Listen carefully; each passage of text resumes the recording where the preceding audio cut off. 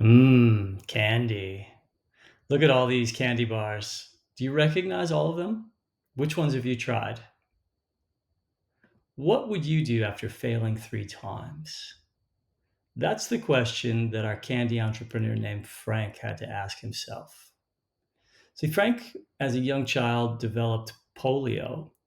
And because he had braces on his legs, he wasn't able to go outside and play with his friends after school. So, what he did after school was he spent a lot of time with his mother baking. His dad worked in a mill, so he brought home some extra flour almost every day, and they spent a lot of time baking. And as a kid, what do you think is your favorite thing to eat? Candies, sweets. So, you know the favorite thing that Frank liked to bake? Lollies or sweets. Not chocolates just yet, but they were soft sweets. Now, Frank, as I mentioned, failed 3 times. His fourth attempt, he introduced the Mar-O bar, which was a mild success. When I say mild, back in early 1900s, he was doing around $73,000 in sales, which is pretty good. This time, though, there were two key factors that came into play. The first was chocolate was being readily available via the Hershey Chocolate Company. So, chocolate is not very easy to make, and Hershey's was actually making it to produce for their own candies, as well as they were wholesaling it. Second thing that happened that was of interest is Frank went out for a lunch with his son, who he hadn't seen in a while, and his son wanted a milkshake. So while Frank was telling his son about his new candy bar business and the Morrow bar, his son said, "You know what, Dad?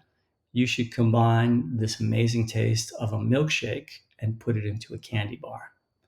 And you know what? That's exactly what Frank did. Can you guess the name of his successful candy bar? The Milky Way. If you said the Milky Way, you were 100% correct. The Milky Way took his sales from candy bars from 73,000 to 793,000. This put Frank on the map. Frank, again, loved new ideas, loved baking, loved developing new products. Can you guess the name of Frank's most successful candy bar and who he named it after?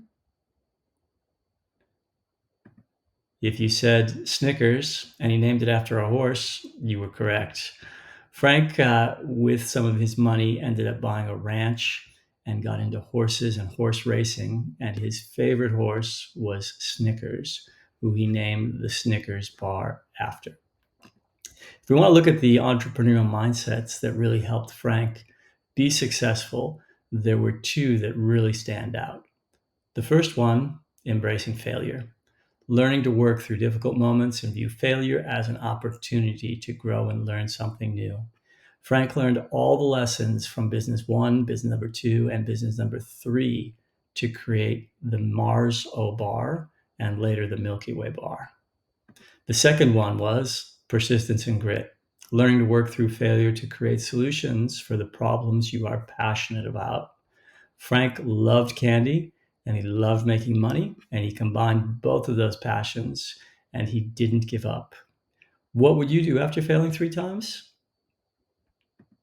Today, the Mars Incorporated, or Mars, operating as Mars Incorporated, is a $54 billion global enterprise that sells their products in over 180 countries. All because Frank refused to give up after his 3 failures. If you enjoy this content and like to learn more, please visit our website, www.firstpivot.com.au. Thank you.